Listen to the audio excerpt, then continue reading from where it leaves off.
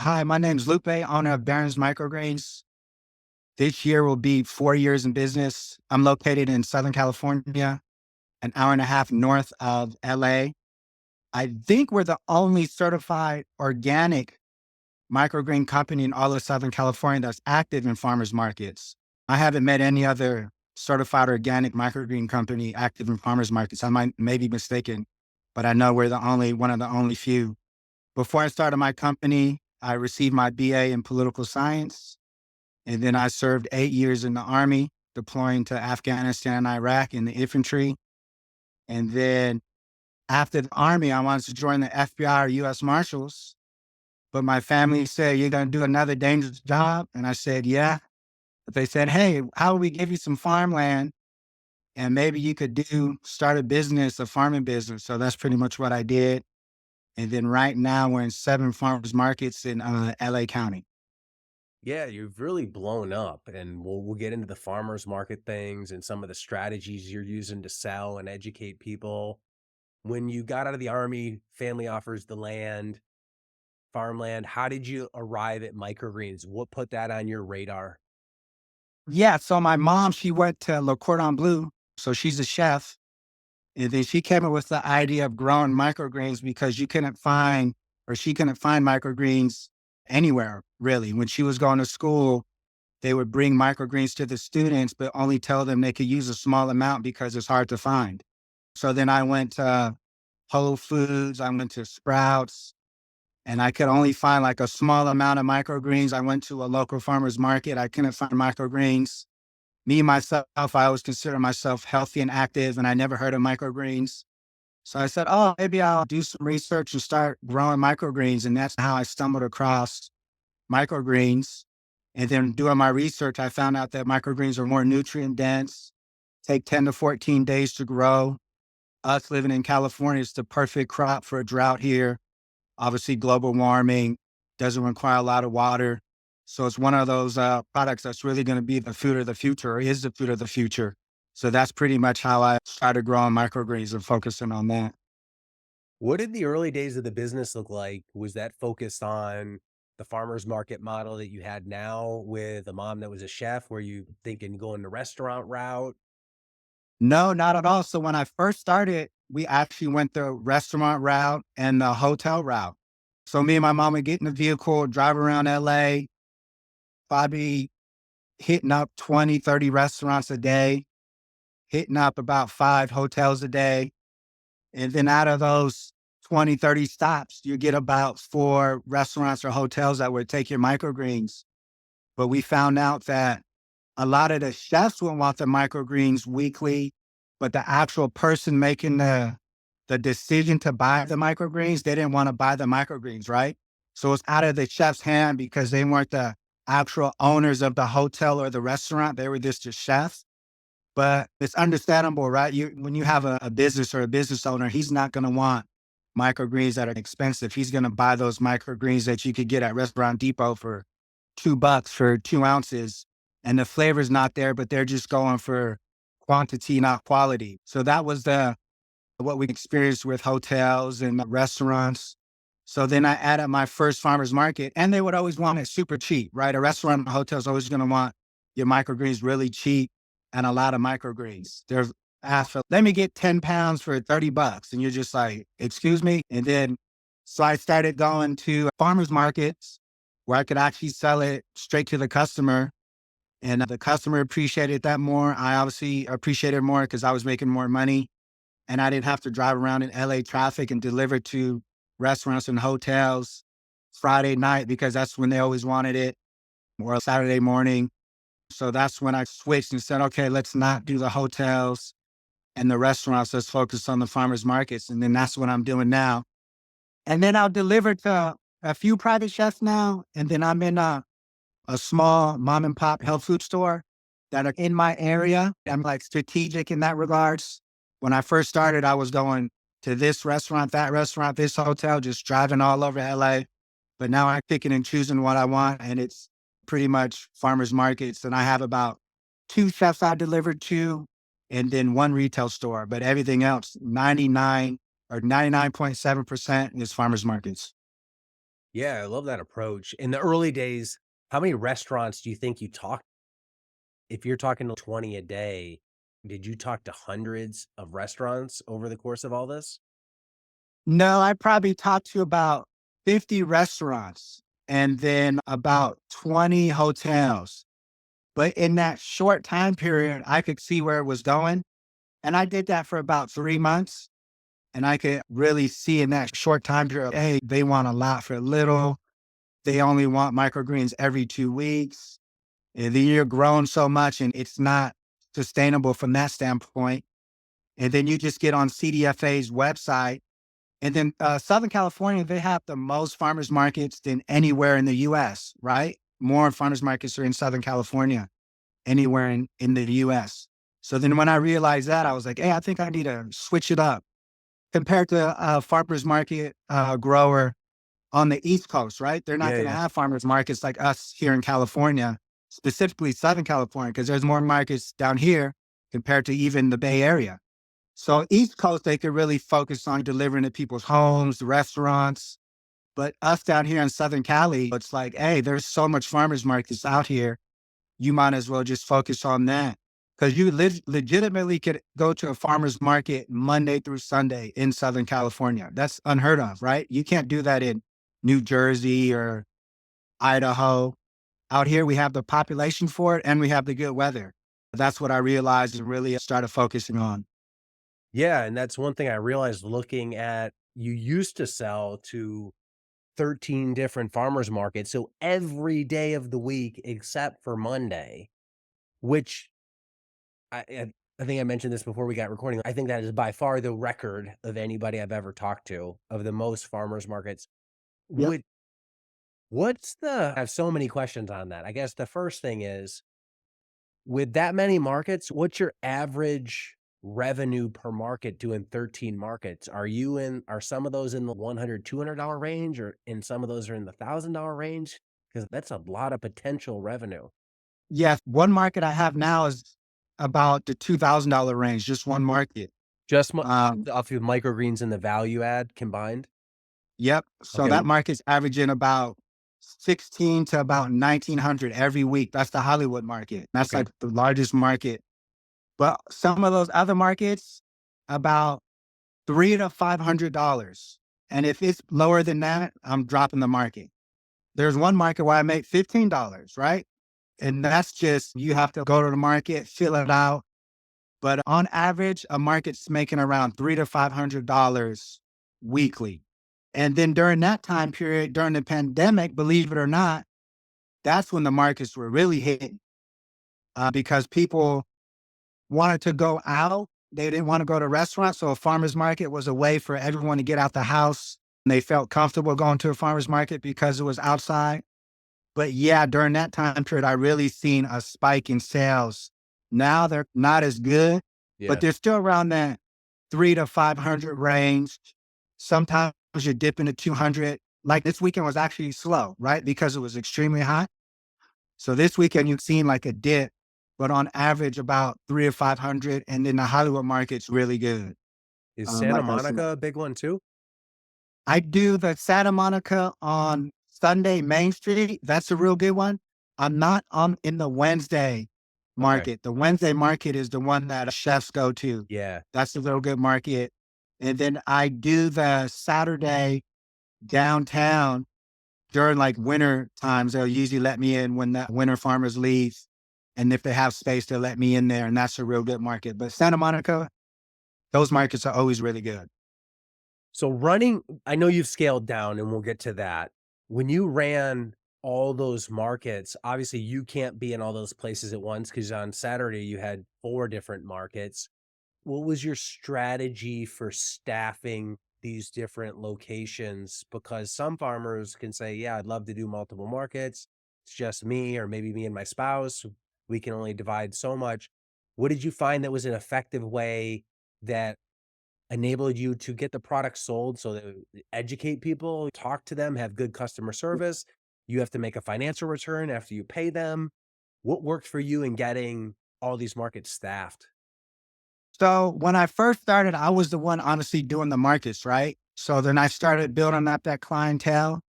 So I did one market, and then once I felt comfortable at that market, then I would hire somebody to do that market. And then when they did that market, I would go and add another market. And then me personally, I would do that market, build up the customer base, and then add another one, hire someone. So that's how I did it. That's how I added each market. Now, I wasn't adding a market every week, right? Right. I was adding a market probably every 3 to 4 months, maybe even 5 months. I was doing one market for 5 months, and then I felt comfortable, hired someone to do that, and then added another market. So that's how I did it. And then eventually I bought a bigger truck. Like I have one of those, the regular like Ford trucks like that Amazon has, Mhm. kind of the Ford Transit. That's the type of vehicle I have now. When I first started, I had a small Ford Transit, and I only could fit probably 2 markets in there. And I actually had to pre-cut the microgreens because I couldn't put the trays in the vehicle. So I had to pre-cut like the morning of or the night before. And a lot of customers would say, "Oh, when did you cut these?" And I said, "Oh, last night." Some customers would buy it and other people would be like, "Oh, it's not fresh." I'm like, "I cut it last night. It's fresher than the supermarket." So they would buy it, but I always kept it in my mind, hey, they are right, but I do have an argument why. It's like my car is small. Yeah. And if I eventually upgraded to a big vehicle, now I just do live cuts. So right now on Saturdays, I have 3 markets, and I'll just go set up the tent for the employee, drop off everything, go to the other market, set up the tent, drop off everything, go to the other market, set it off, drop off anything. And if I'm missing anything, like, hey, Lupe, I don't have any gloves, I'll go drive back to that market, drop it off, or you forgot to do this. And then that's my personal time now to go to the gym, go to Barnes and Noble and read, go hang out at the beach, or sometimes I'll go work the market with the employee, which I often do. Like on Sunday, I usually work. I'll just jump around and, hey, I'm going to work with you today. And they appreciate that because sometimes we'll be busy. But that was my strategy when I started. I just wanted to get in every single market because I had that military mindset when I got out. Because there was no break from the army to starting a business. It was straight army to business. So in the army, especially me, I was infantry, seen combat. It was just go. I have no wife, no kids. So I was a little more aggressive from that standpoint. I didn't have anything holding me back. So it was like the mindset I had was like, I'm doing every single market I could get into. I'm trying to grow my brand. I'm going to not sleep and work all day. And I'm still doing that. But now, I said, I have a break now. I don't work the markets unless I want to. But that was the strategy I had. I was like, hey, if this market sucks, drop it. If it's good, keep it, try to add another one. And I found the more markets you're in, obviously, the more money you're going to make.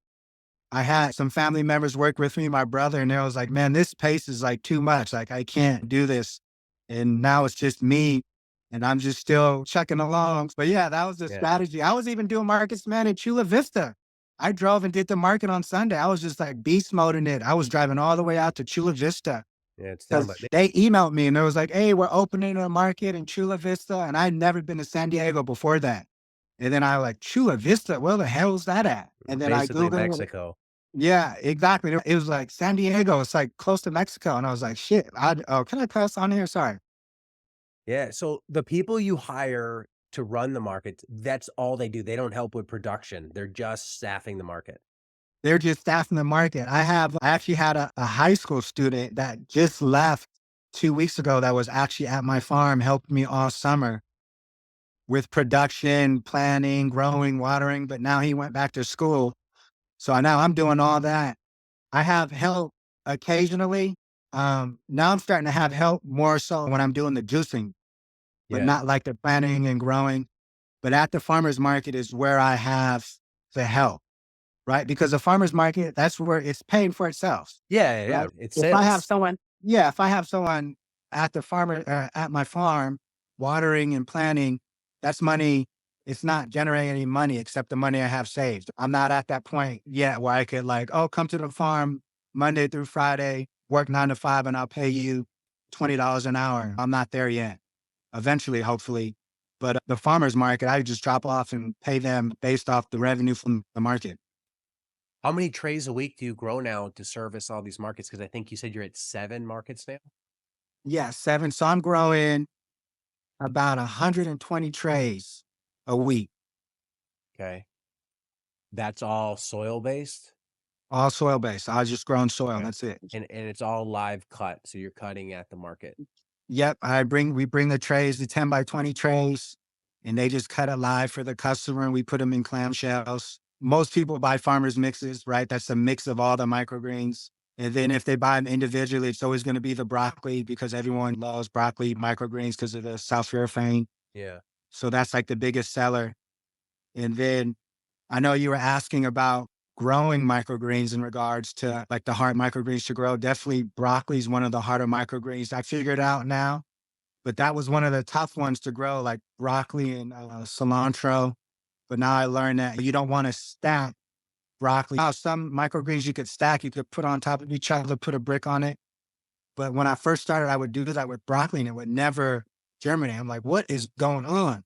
And the seeds are expensive for broccoli, and people always ask for it. I'm like, what is going on? And then I eventually stopped stacking broccoli and then really watering and giving it a heavy water when you first sprinkle the seeds on top of the soil. You want to really make sure that soil is wet for the broccoli. And now I'm really getting good germination for the broccoli.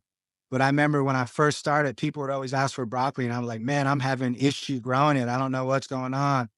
And they're like, you never have broccoli. What's going on? It's, yeah, I'm still like learning. I can't figure it out. But now I'm pretty much figuring it out.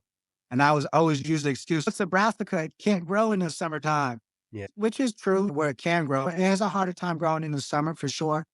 But radish doesn't have a hard time growing in the summer. Any of your radishes, and that's a brassica. Yeah, in regards to growing. When you live cut at markets, what have been the keys to making that work? What I mean is just keeping it efficient, making it so you bring the right amount of trays. What have you learned over the past few years from live cutting? Just trial and error, really. What I mean by that is, hey, you're gonna sometime bring not enough microgreens to the market, right? You might bring 10 trays to the market and be like, hell, we sold out an hour before. Next week, bring 12. And then you bring 12 and it's like, all right, that's that magic spot. 12 always works at the market. So now I have it figured out for each market how much they sell. But when I first started, or when I add a new market, I'm just really guessing. Okay, this market has a lot of foot traffic or it doesn't. I think this is a good amount. And if we sell out, I always tell the employee, hey, if you sell out, and then Yeah. next week I'll bring more. So it's just trial and error pretty much. There's really no science behind it. Like watering, there's really no science behind it. You just have to figure it out, get a feel for it. Do you have the employees weigh, or they just go by container volume, or they know by feel now? No, they weigh. We do 1 ounce for $6, 2 ounces for 8, and 3 ounces for 10. So we'll have the clamshells, put it on the scale, cut it for the customer. If they go over, they want to give a customer more. I say, hey, you could give them more if we have a relationship. If a customer comes every week, we have no issue. Oh, here goes 1.4 or whatever. Yeah. Is that pricing all varieties are the same? I do it for all. Yeah, Okay. all. How Yeah. many But, varieties do you bring to a market? and then some varieties we'll just add to a farmer's mix. For instance, like basil, that yield, like you're probably not even going to get 2 ounces in that. You're not even going to get probably an ounce and a half. So we just tell the customer, this is not, you can't buy the whole tray, but we could sprinkle it on your mix. And they're always fine with that. Yeah. Because if they say, yeah, we want 1 ounce of basil, that's going to take the whole tray and it's not going to be enough for everyone. But the varieties we have are basil, broccoli, mustard, buckwheat, daikon radish, cilantro, China rose radish, speckled pea, and there's one more I'm missing. Usually cantaloupe, but I couldn't get any certified organic cantaloupe this summer. And then sometimes kale, but I'd rather grow broccoli because people always ask for broccoli instead of kale. But yeah, those are the varieties. So about So 8, 9 different varieties. okay. So the farmer's mix, is that sum of all 8? Exactly. Or you might have someone that says, I don't want anything spicy. So then you double up on the pea or the buckwheat or the broccoli. Or you have a customer that says, I just want all spicy. So that'll be your daikon radish, your Rambo radish, and your mustard. And then that'll be 1 ounce, 2 ounce, or 3 ounce. They could give either 1 ounce farmer's mix, 2 ounce, or 3 ounce, or they could get 1 ounce of whatever. But we try not to sell 1 ounce of the basil because, like I said, the yield is So light. horrible. Yeah. Yeah, so if they're custom mixing that mix, they have 8 things, they just know, "Okay, I gotta do a little bit of this, a little bit of that to get up to my 1 Yep. ounce." Yep. And most, I'll say about 95% of customers are not going to be like, I want half a ounce of this, 1 ounce of this. They're just like, hey, I just want 1 ounce farmer's mix or 3 ounce, throw it in there. Or if they're saying, I don't want cilantro because it tastes like, but they're never really specific that. So yeah. How much does live cutting help business? Oh, for sure. So when I first started, I had a lot of waste, right? Because I was cutting all these microgreens and clamshells. And if you don't sell that and you're taking it out to the market, it's not going to be good quality. It's going to be wilted. Even though I would have it in a cooler, you could just tell, hey, this was cut like 2 days ago. And then you're taking it to the Sunday market. So the freshness and the quality is not there. But now a live cut, if we cut a tray and we only cut half that tray, I'll just water that and then take it Sunday to the next market. So I don't have a lot of waste anymore compared to when I wasn't live cutting. I had a lot of waste. Now I'm really could dial that down and I don't have a lot of waste at all. Right. And then if I do have leftover trays on Sunday, I just tell the employees like, hey, what we have left, just cut it and you could take it home, or I'll dry freeze those microgreens that I bring back home, right? Because I have a dry freezing machine. So if I'm bringing stuff home, I'm cutting that and we're dry freezing it and turning it into powder, or I'm just giving it to my chickens. Yeah, The waste is really minimal, but really you s just have to learn that. That's all. It's just learning. At first, like I said, I had all kind of waste, and I was like, okay, how can I dial this back? So, yeah, it's smart. You minimize the waste, you solve that problem that you talked about when you had the smaller Ford Transit of people are like, "Oh, it was cut yesterday," so people obviously see it's fresh because it's cut on the spot. You take a yep, a task harvesting, which is a large part of growing the microgreens, it's a big step, and now if you are harvesting, you're turning that into a sale, otherwise you're not cutting it. You find a way yep. to close the loop and not have the waste by drying it at the end. Do you think that aspect people are visual. So there's one thing to say, "Hey, it's live cut." We can say it's live cut so people know it's fresh. But do you find that just even the action of live cutting, it's now a little bit more of an interactive experience? People like that, "Hey, I'm actually Oh yeah, watching it cut," versus it's, "Here's a container." yep, yep. So people appreciate it more. They feel it's as fresh as could be compared to like me digging in my ice chest. Oh, here goes a farmer's mix, and you're like handing it to them. And there's some people like they're like, oh, when was this cut? But when you're doing it in front of them, there's no questions. They can't. There's nothing they could say, right? It's okay. Thanks. This is as fresh as could be. And like, yeah, just take it home and refrigerate it. It'll last about a week in your refrigerator or whatever, and they're more satisfied for sure. One thing I know people might be thinking is it's obviously slower because you're live cutting versus handing them a container. Do you find Yep. it does bog down the booth? Oh yeah, especially at Hollywood market. So what I'll do is that market, I'll have multiple employees. I just won't have one. And then markets that are a lot of foot traffic, like Santa Monica or Playa Vista, a lot of customers there got used to us cutting microgreens beforehand in mason jars. So now what I do for those two markets, I'll cut about 8 farmers mixes for the employees just at those two markets and have them cut in the mason jar already, because those customers are already so used to the routine that they just want to grab and go. And I know that employee will get bogged down with the line.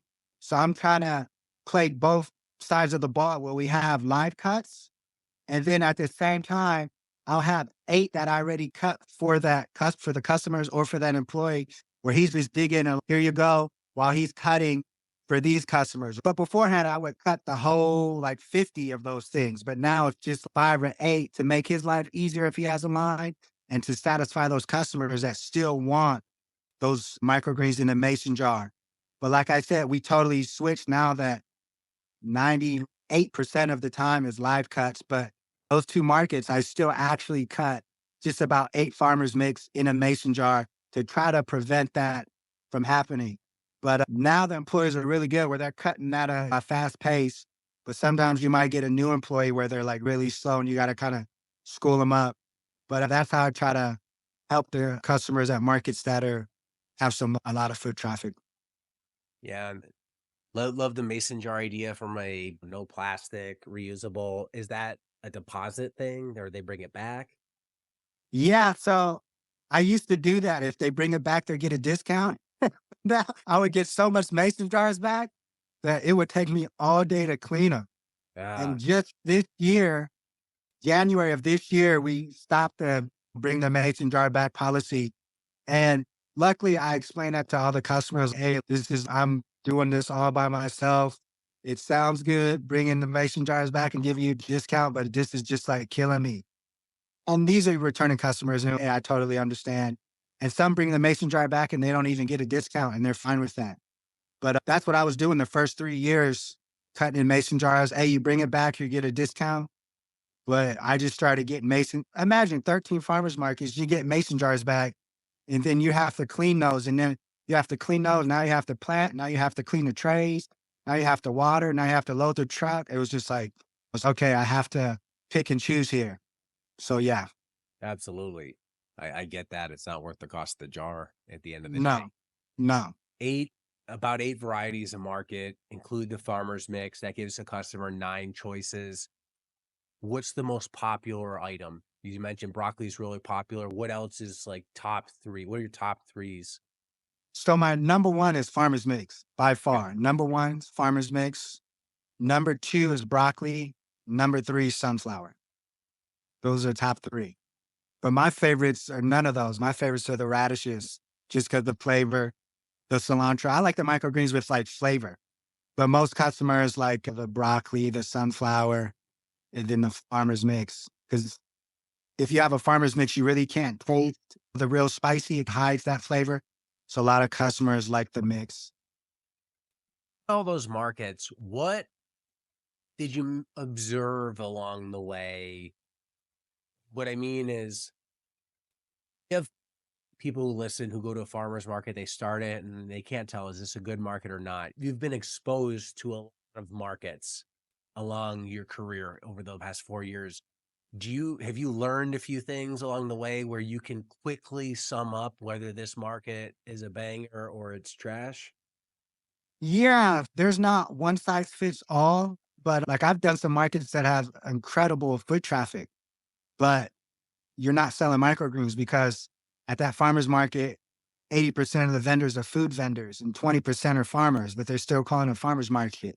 And you're like, what the heck's going on? This foot traffic is insane, but everyone's buying hot food and the farmers are just left on the side.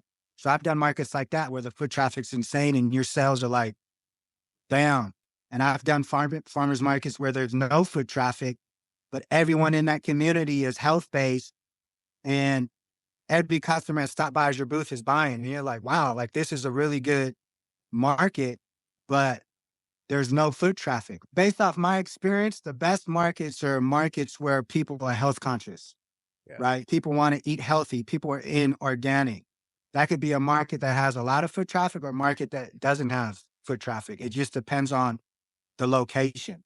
The market I made $15, the lowest I ever made is Hidden Hills. Where Hidden Hills, that's where all the rich people, Kim Kardashian, Scottie Pippen, Kanye West, they live in the valley here near LA. It's a gated community. And you actually have to show them your ID to get in this gated community. I made $15 and it's nothing but millionaires and billionaires that live in that community. And you're like, what's going on?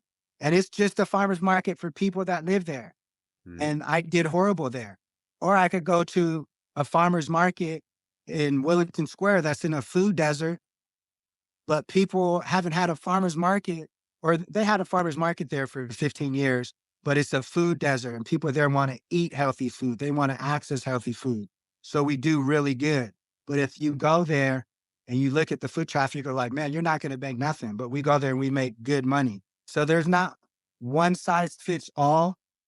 Like I said, my experience is just you got to find a farmer's market where people want to eat healthy food, right? And they appreciate healthy vegetables and fruits. That's what you want to look for. If you go to a market, this is what I can say. If you go to a market and it's mostly food vendors, you're probably not going to do really good, right? Because people are just going to buy hot food and they're not going to really buy produce. That's off my experience. How many weeks do you think you need to give a market to get a real sense of its true nature? I would at least a month, at least a month. After a month, you could really tell for sure, at least a month. And then also, I found that September, October, November are actually the best times for farmers markets in California, right? Because it's not too hot, not too cold. It's fall. That's when school just started. So parents are out there buying food for their kids. People are back from vacation. It's not really raining.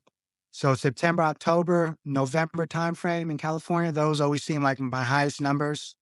Summertime, you're going to have a lot of tourists. Those are good, but not as good because your locals are usually gone for vacation or they're not coming to the farmer's market because their kids are out of school. They're hanging out with their kids. They don't have to provide lunches for them and dinners for them. So yeah, I always found that September, October, November, and then December is a little slow because that's when it's raining here in California and people are focusing on buying presents and stuff. So those are really and then March, April are always good too. Springtime. Okay, that's good advice.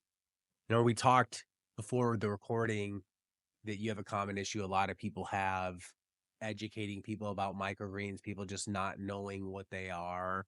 And I know that requires a lot of chatting up customers to educate them. But when you go to a market, what have you learned helps attract people to your booth to stop? Or do you really have the trays prominently displayed? Is it signage? What gets people over there? So the most important thing is your salespeople. That's the most important thing, right? You have to have good salespeople because, like I said, nobody really knows what microgreens are. Just to tell you a short story, when I first got certified organic, I called USDA or a third party certifier. And I said, hey, I want to get my microgreens certified organic. What's the process? Blah, blah, blah. And the person on the phone said, this was their exact words. What the hell are microgreens? Right. Now, obviously, this isn't the person doing an inspection. This is just the person on the phone. So they probably, obviously, they didn't know. And I was just mind blown. Like, what? I thought this was like, you're like certified. I didn't tell them that. But that right there let me know, uh-oh, I actually said to myself, oh, this is scary. Like even the certifier doesn't know what microgreens are. So I always tell my salespeople, like, hey, you really have to be engaging and stop people. And what we do is say, hey, you want to try a sunflower? And people are like, a sunflower? What do you mean a sunflower? It's like, yeah, this is a sunflower you could actually eat if we let this grow. This full cycle will turn to a sunflower, but this is only 10 to 14 days old. And that's what all my salespeople do. They'll cut a sunflower and someone walks by, they're like, good morning, man. Would you like to sample a sunflower? So you have to do something to bring those people in. If you just sit behind the booth and sit down when you're just sitting there, you're not going to sell nothing Yeah. unless it's the customer that knows what microgreens are. So you have to be overly aggressive, even though that might be uncomfortable, but that's just the honest truth. Like any person that wants to start a microgreen business and go to farmers markets, sample some microgreens and say, hey, ma'am, have you ever sampled a sunflower? Would you like to sample some daikon radish microgreens? They're only 7 days old, but the flavor is really intense. They'd be like, wow, really? I haven't met one person that after they sample say, this is disgusting or this is nasty. Not one person. They're Yeah. always like, wow, I can't believe this flavor. This is unreal. So you have to bring them in. So all the time, sorry, I was just looking to see if my phone was about to die. It's not. All the time I hire somebody, that's the first thing I ask them, like, hey, are you comfortable with sales, selling, comfortable stopping people? That's the main priority. And when it comes to sales, I hire people that had no background in sales and they've been amazing. I had people that have been educated and they've been horrible. I had people that have been non-educated and they've been amazing. So there's no one size fits all. It's like when it comes to sales, it's either you have it or you don't. It's not like you have to be a UCLA graduate or Yeah. a high school dropout. It's you got it or you don't. And I've hired people that are educated and sucked, educated and are good, educated or not educated and sucked, and not educated and are amazing. There's really no females that are sucked, males that sucked, females that are good. So there's really no one size fits all, white, black, Chinese. It's just like when it comes to sales, you either have it or you don't. That's my experience when it comes to sales and stopping people for sure. You think there is one benefit of microgreens that catches most people's ear? Is it the health benefit? Is it the versatility of it? Is it That taste, the health benefit, the versatility, but number one, flavor? the flavor is unreal. So is it get them to try it? Is that the key? Try it? Try it. Because once they try microgreens, they're not, but the flavor is just unmatched, right? At that stage, the flavor is more intense than the mature vegetable, right? When you try daikon radish at the microgreen stage, it hits you, right? It's a delayed spice. You got to chew it up. But once it hits you, like you really could taste that flavor. And I always tell customers, hey, imagine that on top of a hot dog or imagine that on top of avocado toast. And they're like, yeah, you're right. And they're like, I'll take an ounce. And just boom. But you just want to get them to try those microgreens because you're selling a product that's going to sell itself when they taste it. There's no denying that. The flavor of microgreens is just too good for someone to say, oh, no, thank you. This is nasty. The flavor. So you have to push that product and let the customer try that compared to someone selling mushrooms, right? I always tell customers microgreens are the food of the future, right? You have microgreens, mushrooms, even bugs, right? You're going to start seeing bugs start to become more and more popular. And then the fake meats, right? Cell cultured meat made in labs. You're really going to see that. I think those four products, but microgreens are really one of the only ones you could sample to people. You can't sample mushrooms at a farmer's market. Like, how are you going to sample that? Sampling bugs, are you really going to sample that if you start a business selling bugs? Even though I think that's really going to be one of the new up and coming products, but it's going to be a turnoff. People are not really going to want to sample that. And then meats made in lab, you probably could sample that. But microgreens, if you think of those four, microgreens are the ones you really could sample. So Right. you need to be out there pushing it. So all my employees really push the microgreens in that regards. Has organic made a difference? If you took that sign off, would people care? To tell you the truth, I think people really don't care. Only about 2 out of 10 customers really care. That's just the honest truth. But what I always wanted to be organic. I became organically certified before I even started my first farmer's market. And I could understand people's thought process because, like I said, I grew up eating healthy, but when I would go to the store, I wouldn't buy organic all the time. That's just the honest truth, right? But that's just what I wanted my business model to be. And it's good for the environment. I don't want to pollute the earth. But I'll be lying to you if I said all I do is buy organic produce because that's just not the honest truth. And then my customers, I see it doesn't really matter to them. But when it matters is when I'm competing with the other microgreen vendor. If I'm trying to get into a market and they say, we're going to pick between 3 companies to get into this market. And then I'm the only one certified organic, I get in. So that's what helps me in that regards is I'm ahead of everyone in that regards because I'm certified organic or a help with me getting into schools. Because I'm in a few schools right now where I teach students how to grow microgreens. And when I tell the principal that we're a certified organic microgreen company, that's going to help, right? Like I a applied degree, right? On or something on a business exactly, card. exactly. Or when you're applying for a grant, it helps. But the average customer, most of them don't care really. Some do, obviously. You're going to meet some, oh, is this organic? Yes, okay. But I would say most of them really don't. What if when you live cut, any specific things you had to navigate around health regulations to do that? So here in California, it's mostly you just got to keep with the health code. Make sure you have gloves on. Make sure you have hot water at your booth. Make sure you have soap and towels, paper towels.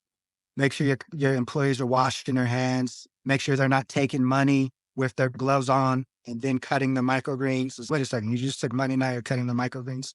But that's about it. Is it Um, considered a prepared food? no, not at all. Okay. But it was funny that you mentioned that. I was just actually talking to a goat cheese vendor who's my neighbor at Santa Monica, and then he does Hollywood with me too. And he was saying that they charge him as a prepared food vendor, and he was just like so pissed off. And he was like, "Man, I'm a goat farmer. Why are they charging me as a prepared food vendor?" And yeah, so so goat cheese farmers, they get charged as prepared food vendors, which is BS.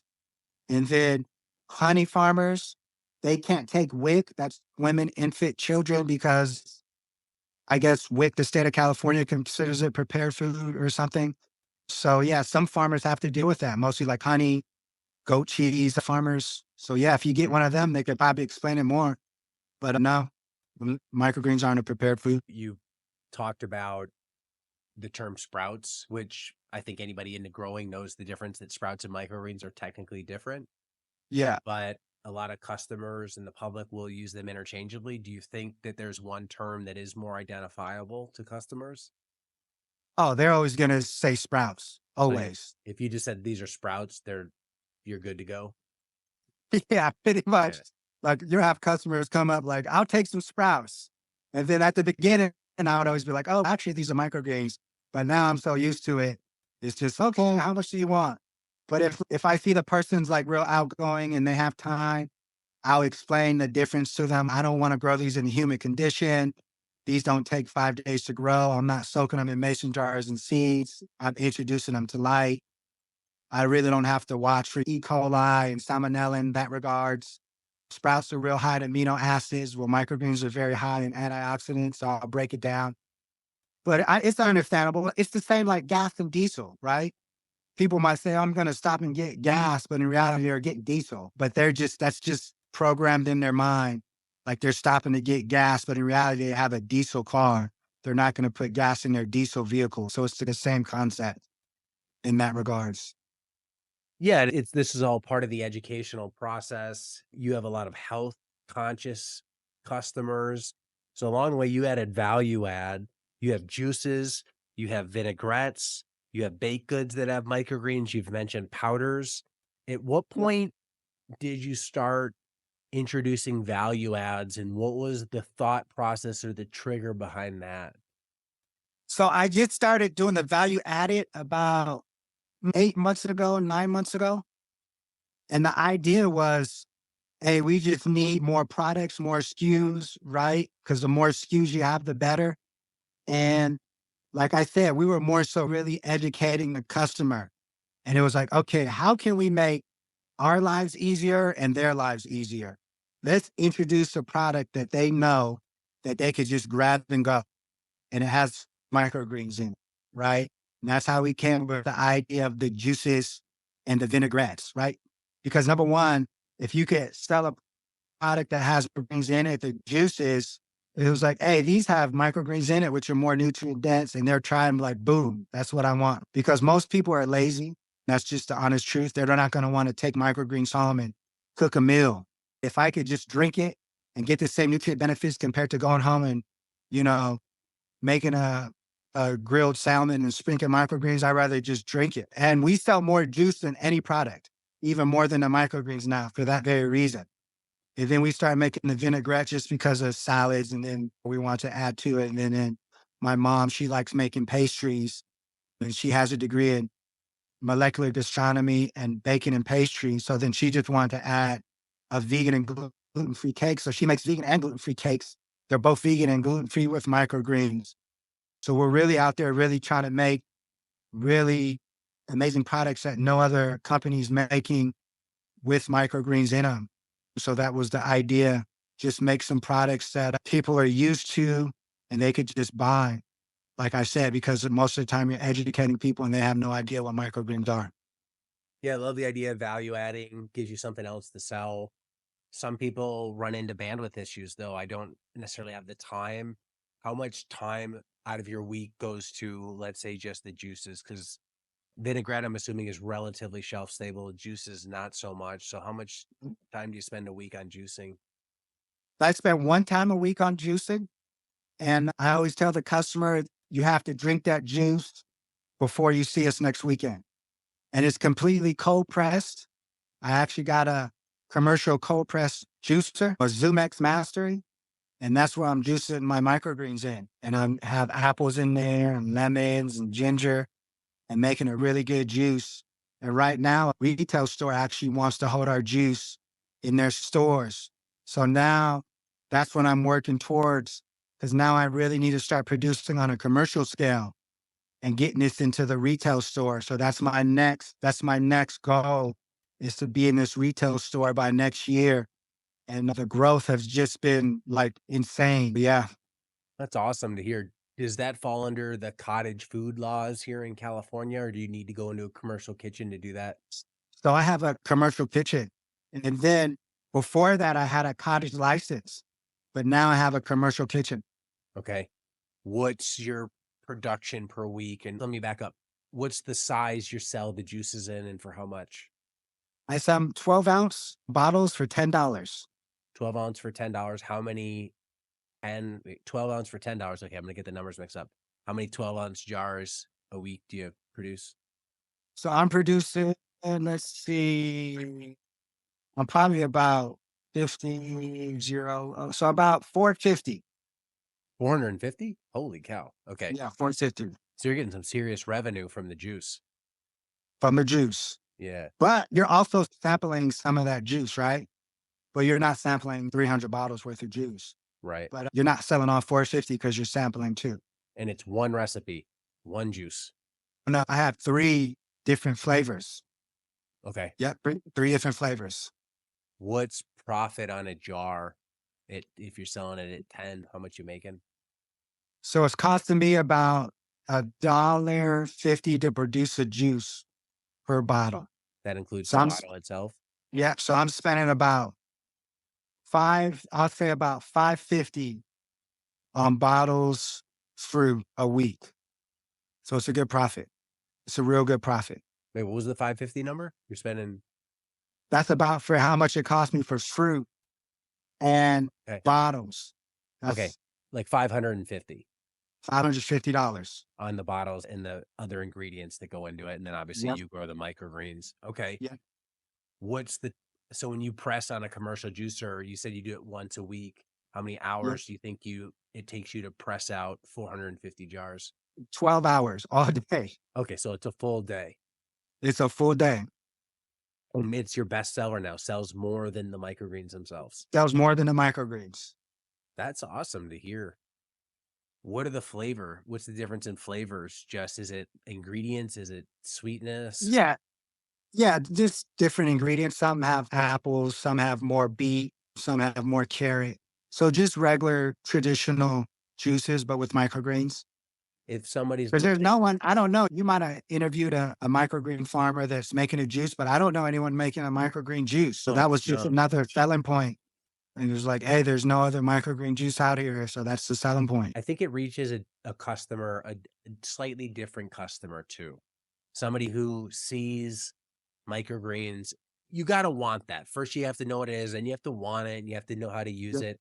There's no cooking really involved with it, so it's a relatively easy thing versus a whole rutabaga or something like that.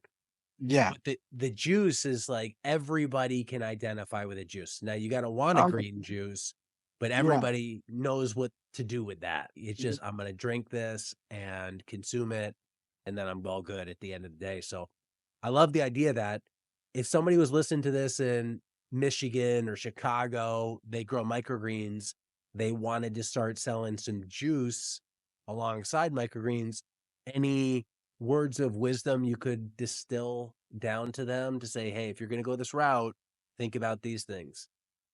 Just make a good product, a good juice, because I'm sure there's no one out there selling a microgreen juice, and just sample your product, have confidence in your product. There's really just the simple stuff. Because if your product is good, people are going to buy it. And you just have to really convince them that you're drinking a healthy product, which I mean, juice is naturally healthy. But realize it might take some time to make the juice, right? Because when I first started juicing, I was juicing on a regular juicer you get at Walmart, literally. Imagine. And then I won a grant where I could get a commercial juicer, right? So it's just small baby steps. And then, yeah, just like anything in life, just be positive, work hard, be humble, and just believe in your product. And if it doesn't do good, you might just have to add another market or Maybe you have to deliver that juice to a juice bar because if you're on the East Coast, it might be too cold for a farmer's market. And you're like, hey, we're going to deliver to a juice bar, deliver to a small local mom and pop cafe or something like that. So that would be my advice. Try to get a good team around you. Yeah. Yeah, the good thing is you can really test the market. If you could produce 20 jars for one market for 1 week, right? See how that goes. It sounds Exactly. That's great. it. Yeah, that's a So, good point. That's a really good point. At the farmer's market, you really could test your product. So I first brought those juices to the farmer's market and it was like, wow, it tastes good to me. Let's see how they think. And then the customer said, oh, yeah, it's really good. And then I was like, okay. And then I went to a new market and I was like, yeah, we like it. So then I started getting confidence in the product. And then, yeah, but that's a good thing about markets. If any farmers or microgreen farmers want to create a product, just test it out the market and see how it goes. And if you're selling out or selling a lot of your product, then that's a good starting point right there. yeah, nice complementary product. Uses the microgreens. Vinaigrette, another complementary product. You can just put it Yeah. right on the microgreens. How does that sell? How's that work? Yeah, the microgreens. So what we do is we'll cut the microgreens and make a little mini salad. We'll have like little sample cups and then I'll have forks and then we'll just sprinkle the vinaigrette on there and then let the customers try the vinaigrette with a little mini salad we made. And then boom, they're either buy it or they won't. Yeah.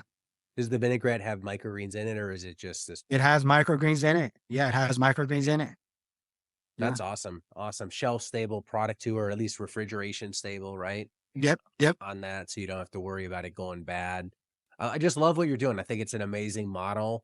You have no employees other than the people who help you at market. So you're doing all the growing, all the juicing, all that. How many hours a week are you into the business? So I don't know a day where I haven't worked less than 12 hours. I haven't had a day since I started the company, unless it's Christmas or Easter. So imagine I haven't worked less than 12 hours since started the company. Including I mean, weekends? including weekends, Monday Okay, through Sunday. so you're grinding I'm 24/7 on grinding. this. Yeah. On weekends, I get up at 2:30 in the morning and I'm done at 8 at night. On especially Saturday. Sunday, I'm done when I come home from the market. But when I get home Saturday, I have to unload the truck, load the truck, water the plants for Sunday so they'll be good, especially when it's blazing hot like it is now. So yeah, I'm just grinding. Do I recommend that for everyone? No. But like I said, I came from the army. Eventually they'll catch up with me. I have no wife, no kids, probably for that reason. But it's not for everyone. But I just recognize where I live. It's Southern California. Like I mentioned before, we have the most farmers markets than anywhere in the US in Southern California. So I'm just like hitting it and hitting it hard. That's just the mentality I have compared to some people on the East Coast or even the Bay Area. I'm originally from the Bay Area. I grew up 20 minutes down the road from Napa. I grew up in Fairfield, California. So that's about 30 minutes, 40 minutes from San Francisco. So I always grew up near farms, farm to fork. Sacramento is just 40 minutes north of where I grew up. And Sacramento is the farm to fork capital of the world. And then Napa Valley, obviously, is where everyone goes from that mentality.